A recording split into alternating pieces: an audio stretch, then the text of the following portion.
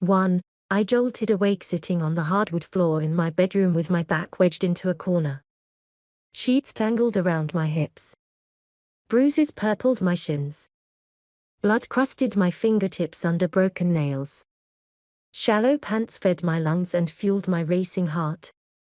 I tasted copper in the back of my throat, and it hurt when I swallowed, starting my nights with a crick in my neck and a numb tailbone was getting old fast.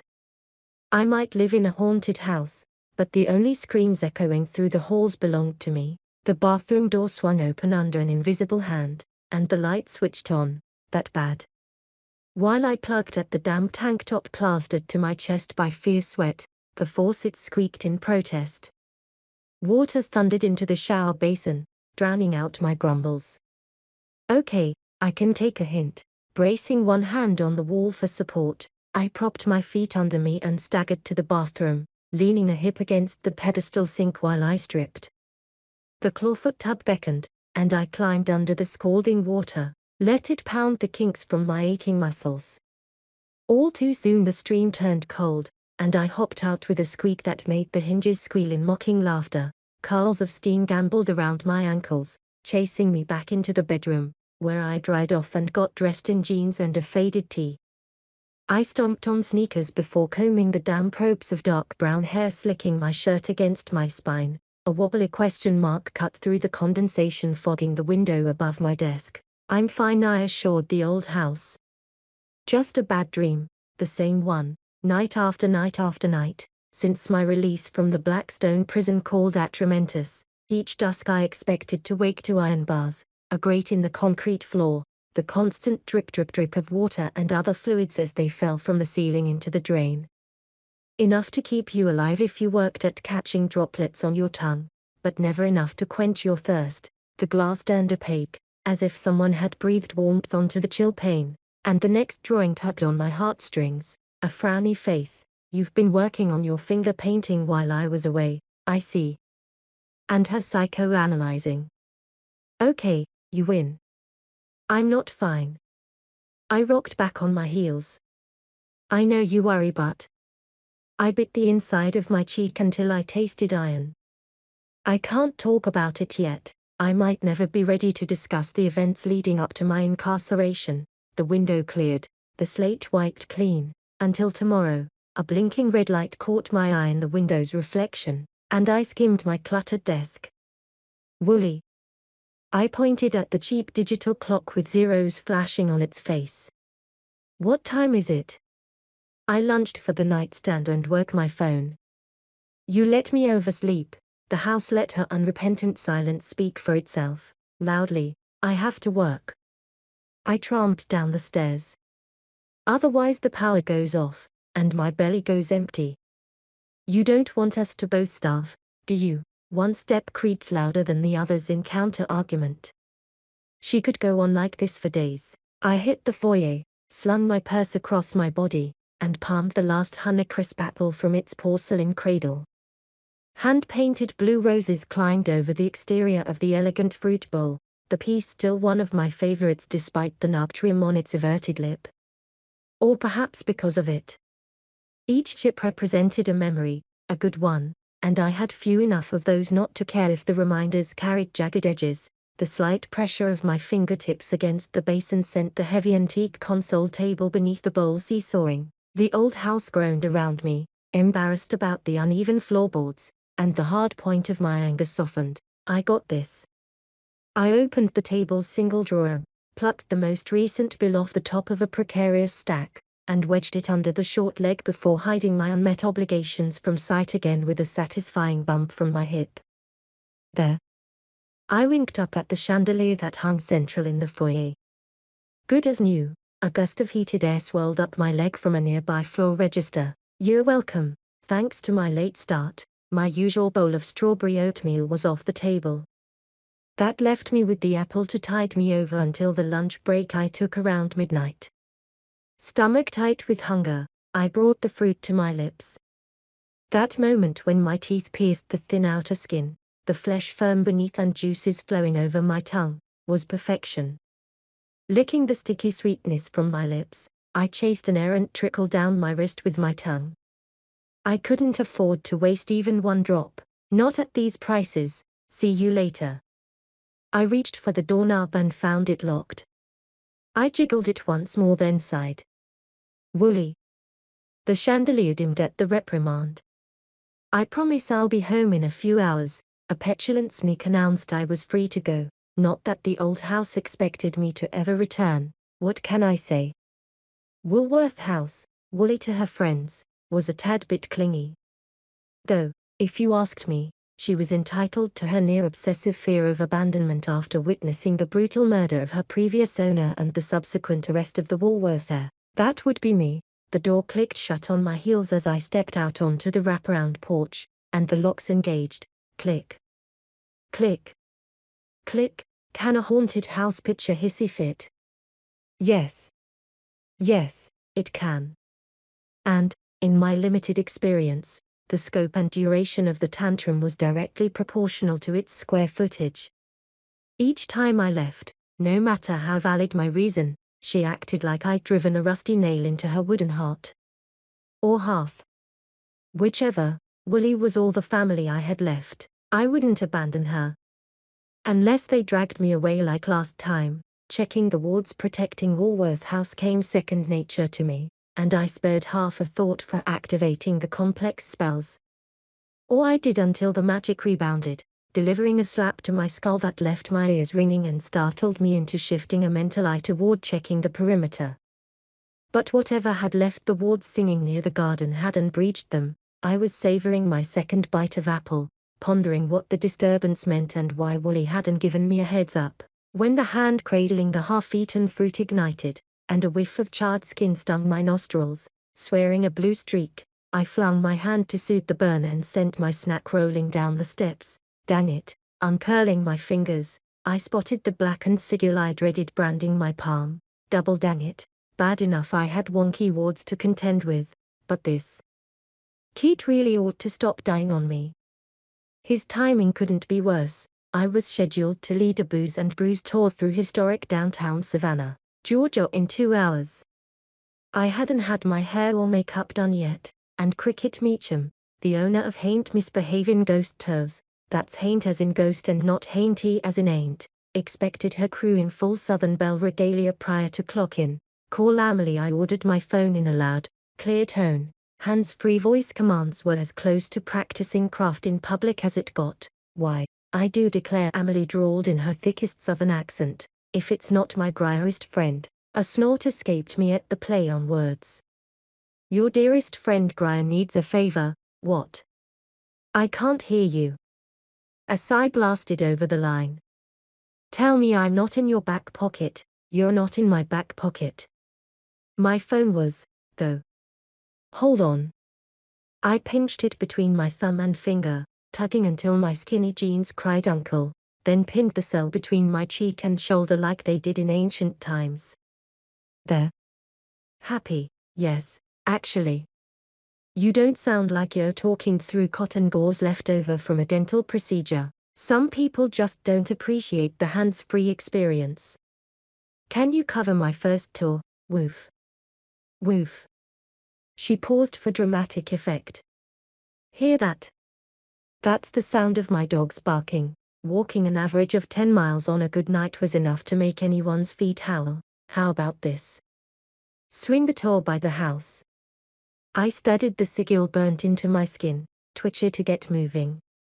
Do that, and I'll guarantee you get tipped like a cow tonight. Not sure what that means, but okay. Glee rang through the line. I'm in. Woolworth House wasn't part of any regular tour by design. Exclusivity increased the old house's cachet. Once or twice, when money got tighter than my loaner corset, I allowed the supernaturally devout to pay me obscene amounts of cash to sleep in one of my spare bedrooms. I did nothing to enhance the experience, but a lucky few had encountered Wooly's sense of humor, and that was enough to ignite fervor among the masses, and more than enough to label me as a pariah among my own kind. Not that I hadn't already been branded liar, thief, murderer, Grier.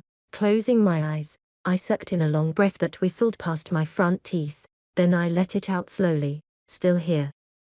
I padded across the front yard barefoot, the plush lawn tickling the soles of my feet. The low wrought iron gate leading into the backyard opened under my hand, and I followed the flagstone path under 4 connected archways dripping with fragrant jasmine blossoms and lush purple wisteria clusters. On the other end sat the carriage house, a scaled-down replica of the main house. Buy me 3 hours, and I'll take your last tour, done deal. A rowdy cheer rose in the background. Oh.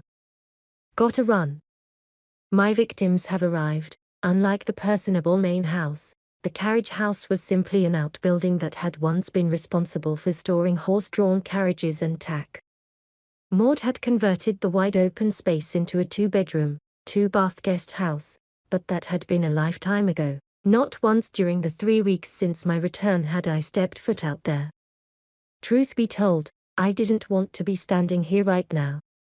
But I didn't have a choice.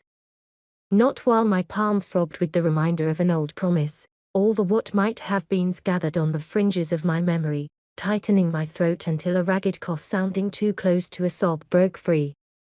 I blamed the dust and choked down the burning ache before it consumed me, fisted my hand and let the burnt flesh sharpen my focus. The overstuffed couches and reclaimed wood tables had been pushed against the walls to make room for 13 oak and iron steamer trunks teeming with necromantic paraphernalia. Stacked in rows 3 high and 4 wide, they dominated the hand-braided rag rug in the center of the room. Each must have weighed 100 pounds or more. Only lucky 13, the runt of the litter, sat all alone. Boaz had done this for me, packed up all Maud's things and stashed them out here after it all went so very wrong. Once I could breathe again, I extended my burnt palm toward the stacks, and, like a dowser in search of precious water, followed the persistent tug of magic to its source, tensing when the faint energy ebbing above that final trunk nipped at my fingertips. Here goes nothing. After crossing to the nearest window, I rose on my tiptoes and smoothed my fingers along the top of the frame until they brushed against lukewarm metal. I palmed the magicked skeleton key, right where Amelie had promised it would be, fit its teeth into the mouth of the lock, and twisted until the latch sprang free.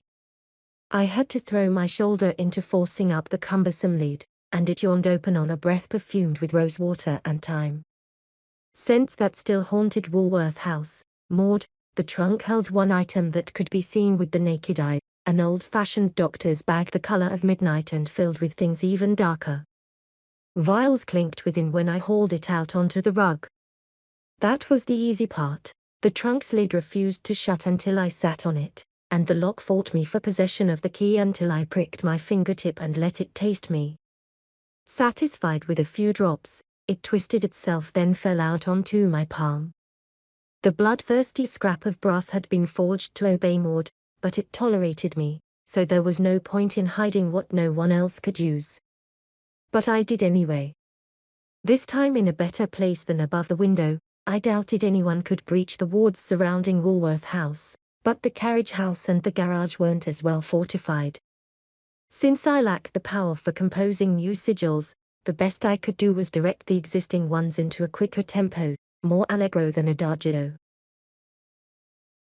The leather bag creaked when I gripped its carved bone handle with bloodless fingers, its weight both a comfort and a painful reminder that Maud would never restock the depleted supplies within again. I exited the carriage house and gardens before the tears blurring my vision spilled over my cheeks. I hadn't cried since the night the door clanged shut on my cell, and I wasn't going to start now. Retracing my steps up the stone path, I cut across the wide lawn in the opposite direction, powering down my phone so Amelie couldn't have second thoughts. I also didn't want the neighbors, her parents, to hear my ringtone and come investigate. The last thing I needed was to add more charges to an already robust arrest record. Palm extended like a compass needle pointing true north. A pulse of magic guided me across the property line I shared with the Pritchard family. Elaborate flower beds created a maze behind their modest house, and I lost myself in its twists until my feet planted themselves at the edge of a bed teeming with drowsy-headed begonias. I knelt on the soft mulch, and dewdrops burst under my weight, soaking my jeans. Spring had arrived a week ago, tossing clouds of yellow pollen like confetti at its own welcome-back party, but the night air still held a bite even if the daytime temps caused me to break a sweat. "I can do this," I murmured, placing the bag next to me. Just like riding a bike, chunks of white gravel borrowed from the driveway formed a rectangular border the size of a shoebox on the mulch. I gathered each one and mounted them near my ankle. A fist-sized, black river rock crowned the design. Written in blue sidewalk chalk on the makeshift tombstone was the word Twitter. Cute name for a parakeet. Not terribly original, but not bad for the social media-aware 7-year-old who had adopted Keat after my incarceration. Back when the deceased had been mine, Maud had named him Keat Richards. I was 5 when she became my legal guardian, and I'm embarrassed to admit how long it took me to unravel the pun. I might still be clueless about Keith Richards of the Rolling Stones fame had I not stumbled across her vinyl collection while searching for monkey bones in the attic one summer. Holding my breath, I plunged my hands into the rich soil. The soggy edges of a buried shoebox stood up to my fondling despite the dampness from this evening's thunderstorms. It helped that the deceased hadn't been buried long. A half hour at most. Longer than that, and Mrs. Pritchard would have had a coronary by now, considering how her youngest son had rezoned her bed full of prize-winning perennials as a pet cemetery. I dug my toes into the lush grass and shivered as a garden spider bustled across my heel. I gave 3 good tugs, and the cardboard coffin pulled free. After dusting off the top, I traced the decorations scribbled in crayon down the sides, then lifted the lid. Paper towels folded to resemble sheets on a bed rested high on the dead bird's chest where he had been tucked between them for one final snooze. Keat's silver-white cheeks looked as plump and adorable as I remembered. His feathers as bright yellow as a fresh banana peel. His bill and legs held a reddish tint, and his eyes, when they opened again, would be deep crimson. That was thanks to his Latino coloring, not magic, but the effect was eerie all the same. "Hey, little guy." I lifted him with care and set about tidying the area so no one would suspect precocious little Macon of playing mortician. "Long time, no see, huh?" Having been dead for some time, the parakeet didn't answer. That would have been creepy. Fisting the bone handle on Nod's bag, I hauled it closer. The latches flipped with ease, and I cracked the top halves open, rooting around in the bag's cavernous belly until my fingers located my favorite round paintbrush in its case. I removed the brush and a jar of crimson ink that smelled of spiced pennies, then set them at my knee. Other necromancers in training in my age group had been raised with their familiars, but I had never stayed in one place long enough for a pet until I went to live with Maud. Things might have gone differently had she not sent a soft-hearted kid to pick up her order of feeder mice. After learning the writhing pinkies were snake chow, I bawled until the store owner, terrified of losing a lucrative contract, shoved a parakeet into my hands to shut me up as he nudged me out the door. Keat was not the familiar Maud had in mind for her pupil, but she allowed the match to placate me. Sadly, the store owner had a reason for selecting that particular bird, and Keat kicked the bucket 2 days later. Cheered by the opportunity to use him as a teaching exercise, Maud coached me through inking my first sigils. But I must have smudged one, because bada bing, bada boom, I found myself the proud owner of a psychopomp. I'll never forget how the blood drained from her face as his wisp of a soul re-entered his rigid body, or how she made the goddess sign across her heart thrice with trembling fingers when his tiny lungs caught a second wind. She enrolled me in public school the next day, where my peers consisted of plain vanilla humans and the children of low society members. She claimed that in order to survive in our world, one had to understand theirs. But how I was meant to grasp the workings of the high society while masquerading as a mortal, I had no idea. And after I met Amelie and her older brother, Boaz, I stopped caring how I was ever meant to fit into that world of castes, rules, and blood magic. Maud continued teaching me rudimentary herb lore and basic warding magic on the weekends, always behind locked doors, and I excelled at both. But that one failure with Keat, who she refused to share air with, had cemented my fate. Assistant, the designation still smarted. A quick dip of my brush, and I painted a modified sigil on my forehead that gave me the ability to perceive souls. Yep. Just as expected, the shimmery whirl of Keat's spirit drifted in a glittery cloud around him, bound to his corpse, and the sigil burnt into my skin by a fine thread so that each of his deaths, and there had been many, summoned me. Using the end of my brush, I disturbed the halo of motes, scattering them into the night. Slowly, oh so slowly, they gravitated back to Keat and reformed as if I had never agitated them. Here was proof positive that my magic had been wonky from the get-go. Assistant indeed. Sitting back on my heels, I rotated his small body in my palm until his belly faced the stars. I dipped my brush and swiped a few symbols on the smooth feathers covering his abdomen. The effect left him slashed with red, as gruesome as a disemboweled murder victim, but the sigils would wash off with soap and water later. What the hell do you think you're doing, Goaz? The brush rolled from my fingers, and my heart clanged against my ribs. The urge to glance back at him twitched in my neck, but fear he might vanish like mist if I looked at him head-on kept me staring straight ahead. Amelie said you got deployed, yeah, well, I got undeployed. He nudged the tips of my toes with the blunt edge of his massive boot. You'd know that if you hadn't been hiding from me. I haven't been hiding, I lied on reflex. Shielding my own wounded pride, you don't call. You don't email. You don't snail mail. A growl laced his voice. Sounds like hiding to me, at least I didn't run. I balled my empty fist in my lap. How is what you did any better? I enlisted. Maud was barely in the ground when you shipped out, you were already gone, he seethed. What did you expect me to do?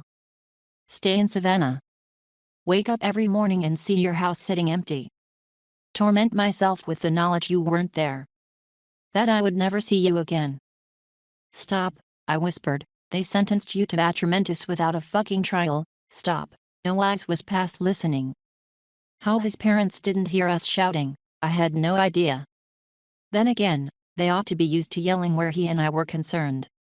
After all, he was a firm believer that volume increased understanding. You kept in touch with Amelie. His heart pulsed like a sore tooth he couldn't stop poking with his tongue. Why not me? Telling him that facing his sister was easier wouldn't make the truth hurt any less. I'm standing right here, and you can't even look at me. He made a disgusted sound in the back of his throat, the kind the sentinels used to make before hawking a loogie in my face. I might have lost a leg, but I can still kick your ass. The world ground to a halt on its axis as his threat permeated my skull. I whipped my head toward him, and my vision ran crimson with fury. You what? Landmine in Afghanistan? He bent over and knocked where his left femur should have been. It made a hollow sound that echoed in my chest. Turns out they explode if you step on them. Who knew? 1 minute I was kneeling in the grass, the next I was climbing him like a tree. Turned out I made for one pissed-off monkey. Oof. Impact knocked him to the grass, and I ended up straddling his hips with my right foot hooked over his shin, metallic and cold where he should be muscle and heat. When I fisted the front of his olive drab tee and thumped his head on the ground. When did this happen? Why didn't anyone tell me? Amelie. I told her to keep her yap shut. He glared up at me. I told her if you wanted news about me, then you damn well came to the source or you'd go thirsty. He fit his hand around the base of my throat, stroking over my carotid with a calloused thumb. You want to get a drink with me, what? You're asking me out? Now. I wriggled lower on his hips, trying to get off this crazy ride. His lips twisted in a grimace of pain. I scrambled off him so fast I fell on my butt in the cold grass. I didn't hurt you, did I? Nah, Greer. It feels good having my head bashed into the dirt. I worried I didn't have enough rocks rattling around in there already. He lifted his head and rubbed the base of his skull. It happened 2 years ago. You're not going to hurt me. The new leg is titanium. It's tough, but don't tear it off and start whacking me with it, okay? Tricare only covers so much. Ducking my head, shame burning my cheeks, I murmured, can we start over? Sure. Give me a second. Linking his hands behind his head, he crossed his legs at the ankles and wiggled his hips. All right. You can straddle me again. I'm ready this time. I'll even keep my hands to myself. His mischievous wink made heat gather low in my stomach. I like giving orders better anyway. I've learned I'm good at it, pervert. He rolled a shoulder, not disagreeing with me. The offer stands, I bet it did. Nice try. I'm not checking out your crotch. His husky chuckle was pure sin. You never did say why you were skulking around in Mom's garden. Glad for the safer conversational ground, I extended my hand so he could see.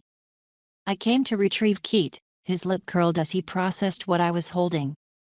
Your zombie parakeet, A bird pecks at one brain and people start throwing around derogatory terms. He's not a zombie. Sure, his flight patterns were off, but he didn't shamble through the air or anything. He nodded his chin to indicate the corpse. Is resuscitating him kosher? It's not a resuscitation. He was already dead. Or undead. Whatever. All I did was bring him back from limbo and anchor him in his body. I showed him the blackened symbol charring my palm. I was on my way to work when the locator sigil activated. I found him out here. Guess your little brother buried him rather than face the music with your parents. He was on restriction for not cleaning the water bowl before refilling it last time we talked. Boaz scratched his side, a grin tugging on his lips. He must have figured hiding the body was better than another week of laundry detail. Poor kid. I combed through the blades of grass with my fingers until I found the discarded brush, its ends clotted with ink. I'm guessing no one told him Keith can't starve to death? Nope, no doubt that was all his idea. Come on, squirt. He leveraged into a seated position, his abs flexing beneath the thin fabric of his shirt, not that I noticed, then rolled to his feet in a motion so smooth he must have practiced it. I'll walk you home so you don't get into more trouble. At barely 8 o'clock on a Friday night, with a full moon to boot, Boaz seriously underestimated my skills.